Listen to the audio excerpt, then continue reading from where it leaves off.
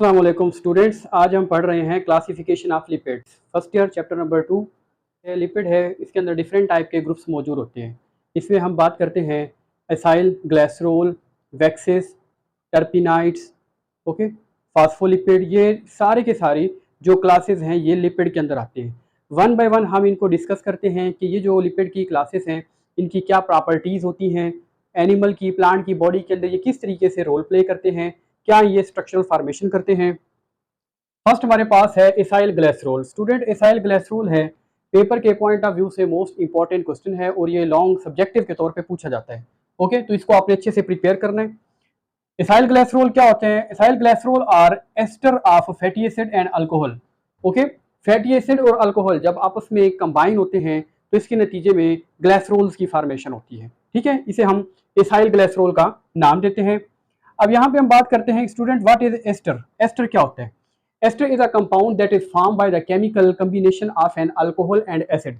जब एक अल्कोहल है और एक एसिड है, आपस में जब ये कंबाइन करते हैं और इनके नतीजे में जो चीज़ बनती है उसको हम एस्टर का नाम देते हैं। फॉर एग्जांपल, हमारे पास है एक अल्कोहल जिसे हम कहते हैं इथाइल अल्कोहल, C2H5OH। अब जब इसका केमिकल रिएक्शन स्टूडेंट हम कराते हैं एसिटिक एसिड के साथ, ओके, अब एसिटिक एसिड का फार्मूला होता है CH3COOH, लेकिन हमने इसको ये डिफरेंट फॉर्म में लिखा है ताकि हम फॉर्मूला है उसको सही तरीके से लिख सके। अब अगर देखिए स्टूडेंट, ये जो अल्कोहल है यहाँ से OH है वो रिलीज होता है और जो एसिड है वहाँ से H आइन है वो रिलीज होता है। अब ये OH एंड H ये कंबाइन करके वाटर की फॉर्मेशन कर देते हैं। ओके, इनके रिमूव होने के बाद बाकी जो कंपाउंड है जो रिमेनिंग है इसको आप उसमें कंबाइन कर देंगे तो एस्टर बन जाएगा। अब देखें यहाँ पे है C2H5 और यहाँ से हम कहते हैं O, ये C2H5 और यहाँ से O ये कंबाइन करेगा, ये बनेगा C2H5O। अब ये OC नहीं लिखना, आपने CO लिख देना है, C2H5O COCH3। ओके, तो ये इस तरीके से एक कम्प्लेक्स है ये बन जाता है जिसको हम एस्टर का नाम देते हैं। एस्टर कैसे बनता है? By the chemical combination of alcohol and acid. जैसा कि मैंने आपको बताया है, अल्कोहल है इससे OH आइन रिलीज होता है और एसिड से H आइन रिलीज होता है। अब हम देखते हैं कि ट्राइग्लिसराइड्स क्या होते हैं। ठीक है, एसाइल ग्लिसरॉल है, इसके अंदर मोस्टली सबसे ज्यादा जो फॉर्म पाई जाती है, जो मौजूद होती है, उसे हम कहते हैं ट्राइग्लिसराइड या ट्राई एसाइल ग्लिसरॉल। इस ट्राइग्लिसराइड क्या होता है? Triglyceride is most abundant acyl glycerol. सबसे ज्यादा जो एसाइल ग्लिसरॉल मौजूद होती है उसे हम कहते हैं try acyl glycerol. It is also called neutral lipid. इसे न्यूट्रल लिपिड का नाम भी दिया जाता है। स्टूडेंट, ये पेपर के अंदर ऑब्जेक्टिव पूछी जाती है, MCQs आ जाते हैं। Which of the following is neutral lipid? तो आप कहेंगे triglyceride is a neutral lipid, ये नाम दिया जाता है। Okay, acyl glycerol form fats in plants and animal. Plants और एनिमल के अंदर है ये ग्लिसरॉल्स हैं, ये फैट्स की फॉर्मेशन भी करते हैं। अब हम देखते हैं ये जो एसाइल ग्लिसरॉल है ये किन चीजों से मिलकर बनता है। ट्राई एसाइल ग्लिसरॉल किस तरीके से बनता है ये स्ट्रक्चर देखते हैं हम। When 3 fatty acid and 1 glycerol combine with each other, then there is formation of triacyl glycerol। अब 3 फैटी एसिड है उसका स्ट्रक्चर फर्स्ट ऑफ ऑल बना लेते हैं, RC double bond O OH, next RC double bond O OH, third RC double bond O OH। Student, ये 3 fatty acid है हमने बना लिए। अब हम देखते हैं ग्लिसरॉल का स्ट्रक्चर, ग्लिसरॉल की फॉर्मेशन कैसे होती है। 1 2 3।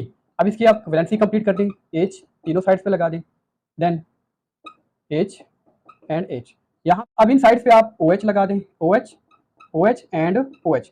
स्टूडेंट, जो एसिड है इससे H आइन रिलीज होता है और जो अल्कोहल है, ग्लिसरॉल है, इससे OH आइन। अब देखें आप, H एंड OH है, इनकी यानी कि कम्बिनेशन हो रहा है। तो जब ये आपस में कंबाइन करते हैं, ठीक है, तो यहाँ से हम कहते हैं 3 वाटर मॉलिक्यूल हैं ये रिलीज हो जाते हैं, 1 2 3। अब जब वाटर मॉलिक्यूल है स्टूडेंट रिलीज हो जाते हैं उसके बाद जो स्ट्रक्चर बनता है अब हम वो बना देते हैं, R single bond C double bond O और यहाँ पे लगा दें ऑक्सीजन। देन नेक्स्ट R के लिए आप बना दें फैटी एसिड एंड सेम आप जो थर्ड है उसके लिए भी ऐसे लिख दें। ये लिखने के बाद स्टूडेंट देखें ये वाले दरमियान वाले हैं जो ये रिमूव हो चुके हैं। अब इनकी रिमूवल के बाद डायरेक्ट आप इसको कार्बन के साथ लिंक कर दें, carbon carbon and then carbon. अब इसके साथ है आप हाइड्रोजन आयन की बॉन्डिंग कर दें complete.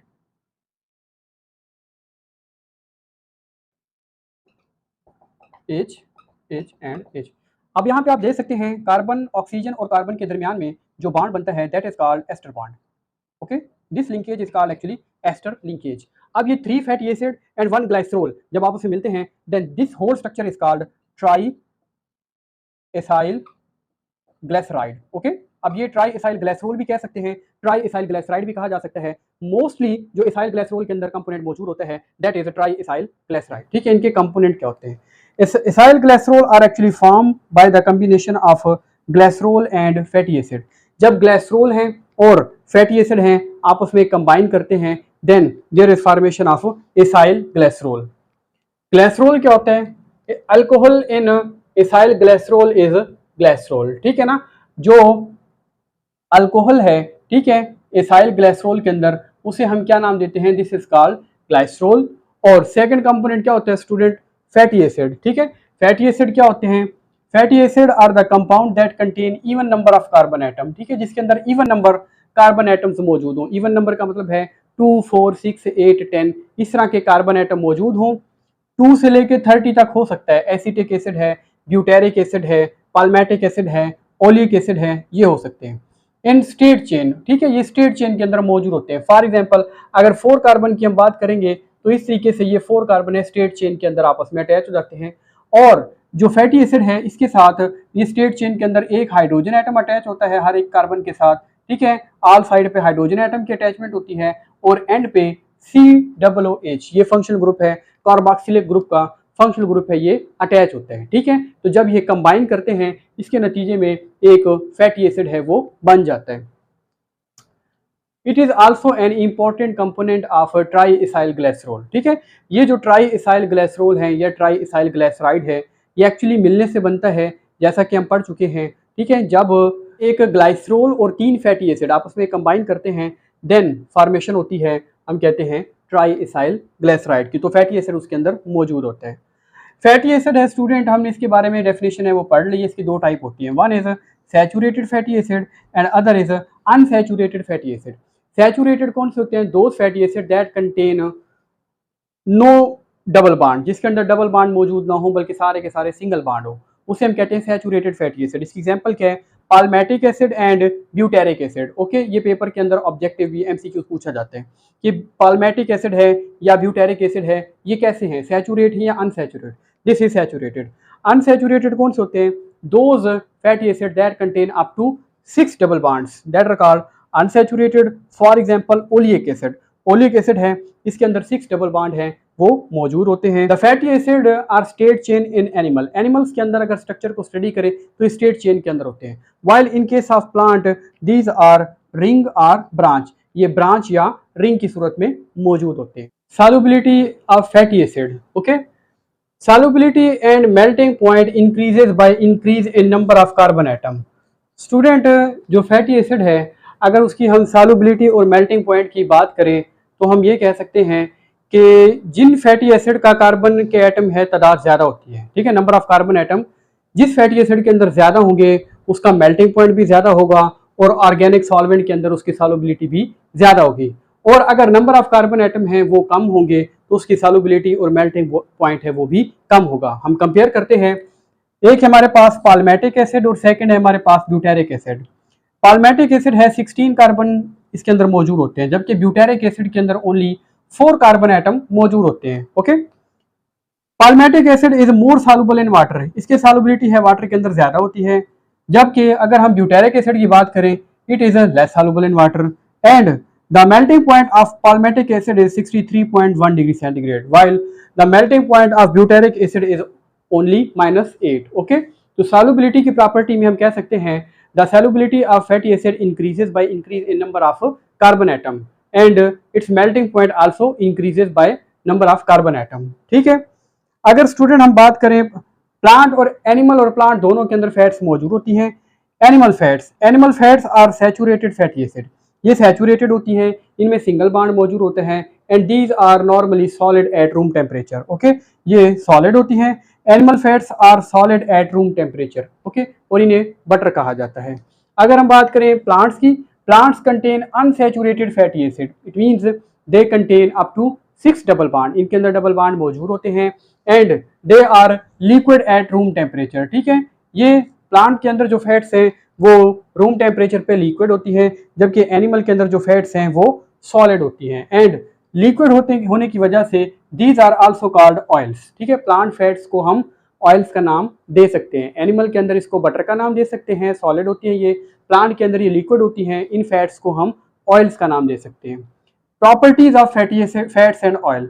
Fats and oils are lighter than water. Student, इनकी जो डेंसिटी है वो वाटर से कम होती है, इसलिए ये वाटर के ऊपर फ्लोट करना शुरू कर देते हैं, पानी के ऊपर तैरते हैं। ठीक है, fats and oils have specific gravity. इनकी ग्रेविटी 0.8 होती है, ये पेपर में एमसीक्यूज पूछा जाता है। They do not form crystal. ये क्रिस्टल नहीं बनाते, but under specific condition they can be crystallise. लेकिन जब टेम्परेचर है लो होता है, ठीक है, तो ये क्रिस्टल बना सकते हैं। सो स्टूडेंट, ये है हमारे पास one of the most important question, acyl glycerol. Next category है स्टूडेंट वैक्सेस। हमने एसाइल ग्लिसरॉल के बारे में पढ़ लिया।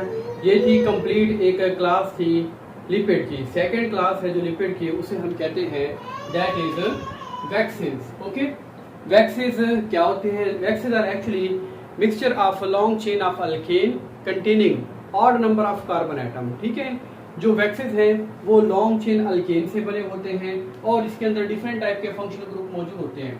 अल्कोहल हो सकते हैं, कीटोन्स भी होते हैं, एस्टर होते हैं। ठीक है, लॉन्ग चेन फैटी एसिड होते हैं।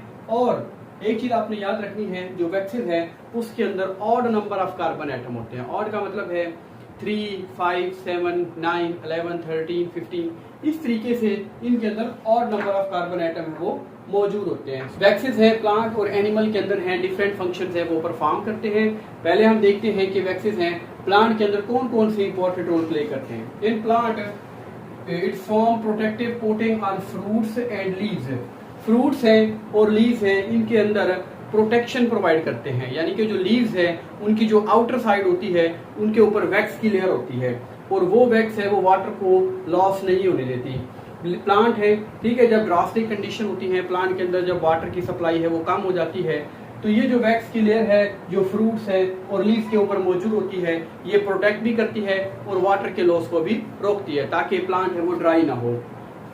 सेकंड है it also protect the plant from the water loss. ठीक है, वाटर लॉस से बचाती है। And also protect from the abrasive damages. ठीक है, प्लांट को एब्रेसिव डैमेज से बचाती है, यानी कि जो प्लांट है, जो इंसेक्ट हैं, पेस्ट वगैरह हैं वो अटैक करते हैं, जिसकी वजह से जो लीव्स है, ठीक है, उसकी यानी कि स्क्रैपिंग हो जाती है, उसको यानी कि खुरच देते हैं, जिसकी वजह से जो लीव्स हैं वो डैमेज हो जाते हैं। लेकिन जब लीव्स हैं, प्लांट हैं, उनके ऊपर है वैक्स की लेयर होती है, तो पेस्ट है उनका अटैक है वो नहीं हो पाता है और ये इस तरह से इनको प्रोटेक्शन मिल जाती है।